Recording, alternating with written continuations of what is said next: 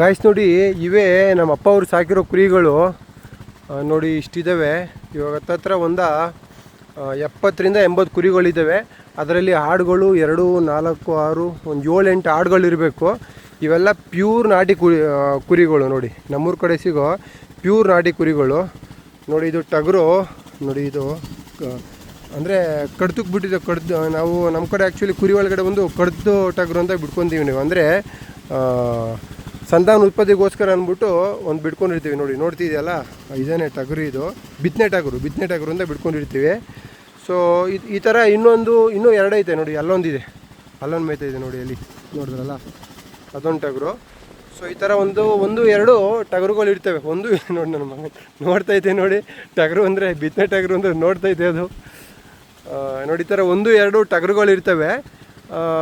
ಕುರಿಗಳಿಗೆಲ್ಲ ಸಂತಾನ ಉತ್ಪತ್ತಿ ಮಾಡೋದಕ್ಕೆ ಅವು ಇವೆರಡು ನಾವು ಮೇಯ್ನಾಗಿ ಹುಳಿಕಾಳು ಕೊಡ್ಕೊಂಡು ಚೆನ್ನಾಗಿ ದಷ್ಟಪುಷ್ಟವಾಗಿ ಬೆಳೆಸ್ಕೊಂಡಿರ್ತೀವಿ.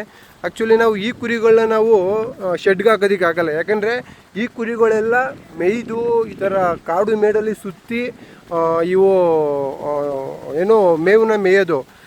ಶೆಡ್ಗೆ ಹಾಕೋ ಕುರಿಗಳು ಬೇರೆ ಇರ್ತವೆ. ನಾವು ಆ್ಯಕ್ಚುಲಿ ಶೆಡ್ಗೆ ಈ ಥರ ನಾಟಿ ಕುರಿಗಳು ಹಾಕ್ಬೇಕಂದ್ರೆ ಏನು ಪ್ಲ್ಯಾನ್ ಮಾಡಬೇಕು ಅಂದರೆ ನೋಡಿ, ಯೂತ್ರಿಂದ ಈತವಲ್ವ ಮರಿಗಳು, ಯೂತ್ರಿಂದ ಮರಿ ಹಾಕಿದ ಮರಿಗಳನ್ನ ನಾವೇನು ಮಾಡಬೇಕು, ಮನೆಯಲ್ಲೇ ಕೂಡಾಕಿ ಅವನ್ನ ಹೊರಗಡೆಗೆ ಮೇಯ್ದಿಕ್ಕೆ ಬಿಡ್ದಲೇ ಶೆಡ್ಗೆ ಹಾಕೋ ಮರಿಗಳ ಥರ ನಾವು ತಯಾರಿ ಮಾಡ್ಕೋಬೇಕು. ಆ ಮರಿಗಳನ್ನ ನೀವು ಶೆಡ್ಗೆ ಹಾಕಿದ್ರೆ ಏನು ಇಶ್ಯೂಸ್ ಆಗೋಲ್ಲ, ಪ್ರಾಬ್ಲಮ್ಮು ಆಗೋಲ್ಲ. ಮತ್ತು ಅವೆಲ್ಲ ಸೆಟ್ ಆಗಿಬಿಡ್ತವೆ, ಈಸಿಯಾಗಿ ಸೆಟ್ ಆಗಿಬಿಡ್ತವೆ ಕುರಿಗಳು. ಬಟ್ಟು ಈ ಥರ ಕಾಡು ಮೇಡಲ್ಲಿ ಮೇಯೋ ಕುರಿಗಳನ್ನ ಏನಾದ್ರು ನೀವು ತೊಗೊಂಡೋಗಿ ಶೆಡ್ಗೆ ಹಾಕಿದ್ರೆ ಇವಕ್ಕೆ ಒಂಥರ ರೋಗ ಬಂದಂಗೆ ಮೇವು ಬಿಟ್ಬಿಡ್ತವೆ. ಮತ್ತು ತಿರ್ಗಾ ಸರಿಗೆ ಅವಕ್ಕೆ ರೋಗಗಳು ಬಂದ್ಬಿಡ್ತವೆ.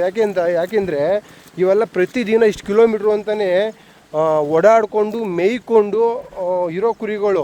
ನಾವು ಈ ಕುರಿಗಳನ್ನ ತೊಗೊಂಡೋಗಿ ಒಂದೇ ಸತಿ ರಪ್ಪಂದ ಶೆಡ್ಗೆ ಕೂಡಾಕ್ಬಿಟ್ರೆ ಇವು 100% ಇವು ಸೆಟ್ ಆಗೋಲ್ಲ. ಇವನ್ನ ಸೆಟ್ ಮಾಡ್ಕೋಬೇಕು ಅಂದರೆ ಏನು ಮಾಡ್ಕೋಬೇಕು ಅಂದರೆ ಪ್ಲ್ಯಾನು, ಇವನ್ನ ಫಸ್ಟು ಶೆಡ್ಗೆ ಹಾಕಿ ಒಂದು ದಿವಸ ಶೆಡ್ಗೆ ಹಾಕಬೇಕು. 2ನೇ ದಿವಸ ಮತ್ತೆ ಕುರಿನ ಮೇಯಕ್ಕೆ ಬಿಡಬೇಕು. ಇಲ್ಲಾಂದರೆ ಫಸ್ಟ್ ಹಾಫ್ ಡೇ ಶೆಡ್ಡಲ್ಲಿ ಕೂಡ ಹಾಕಬೇಕು ಮೇಯೋಕ್ಕೆ. ಸುಮ್ಮನೆ ಓಡಾಡೋಕ್ಕೆ ಅಂದ್ಬಿಟ್ಟು ನೆಕ್ಸ್ಟು ಆಫ್ಟರ್ನೂನು ಸುಮ್ಮನೆ ಓಡಾಡಿಸ್ಕೊಂಬರ್ಬೇಕು. ಈ ಥರ ಪ್ರೋಸೆಸ್ ಮಾಡಿ ಒಂದು ವಾರ 15 ದಿವಸ 1 ತಿಂಗಳು ಈ ಥರ ಪ್ರೋಸೆಸ್ ಮಾಡಿದ್ರೆ ನೆಕ್ಸ್ಟು ಇವು ತಯಾರಾಯ್ತವೆ. ಏನಕ್ಕೆ? ಶೆಡ್ಗೆ ಹಾಕೋದಕ್ಕೆ ಕುರಿಗಳು. ನೀವು ಸಡನ್ ಅಂತ ತೊಗೊಂಡು ಹೋದ್ರಿ, ಶೆಡ್ಗೆ ಹಾಕ್ಬಿಟ್ವಿ. ಇವಾಗ ಹೊಟ್ಟೆ ತುಂಬ ಹುಳಿಕಾಳು ಕೊಡ್ತೀವಿ, ಹೊಟ್ಟೆ ತುಂಬ ಒಳ್ಳೆ ಫುಡ್ ಕೊಡ್ತೀವಿ, ನೀಟಾಗಿ ಎಲ್ಲ ಏನೋ ಚರ್ಬಿ ಆಗಿಬಿಡ್ಲಿ ಮರಿಗಳು, ಆ ಥರ ಅಂದರೆ 100% ಇವು ಸೆಟ್ ಆಗೋಲ್ಲ, ಸತ್ತೋಗ್ಬಿಡ್ತವೆ ಕುರಿಗಳು. ಇರೋ ಫ್ಯಾಕ್ಟ್ ಹೇಳ್ತೀನಿ, ಸತ್ತೋಗ್ಬಿಡ್ತವೆ. ಇವು ಸೆಟ್ ಆಗೋದಿಲ್ಲ. ಇವನ್ನ ಸೆಟ್ ಮಾಡ್ಕೋಬೇಕು. ಇಲ್ಲ ಅಂದರೆ ಹಿಂಗೆ ಮೇಯಿಸ್ಬೇಕು. ಇವಾಗ ಹೆಂಗೆ ನಾವು ಈ ಥರ ಕಾಡು ಮೇಡಲ್ಲಿ ಬಿಟ್ಟು ಮೇಯಿಸ್ತೀವಿ, ಅದೇ ಥರನೇ ಮೇಯಿಸ್ಬೇಕು. ಸೊ ಆ ಥರ ಮಾಡಿದ್ರೆ ಮಾತ್ರ ಈ ಕುರಿಗಳು ಸೆಟ್ ಆಗೋದು, ಇಲ್ಲಾಂದರೆ ಬದುಕೋದು. ಇಲ್ಲಾಂದರೆ ನೀವು ಸಡನ್ ಅಂತ ತೊಗೊಂಡೋಗಿ ಶೆಡ್ಗೆ ಹಾಕ್ತೀರಂದರೆ 100% ಇವು ಸೆಟ್ ಆಗೋಲ್ಲ.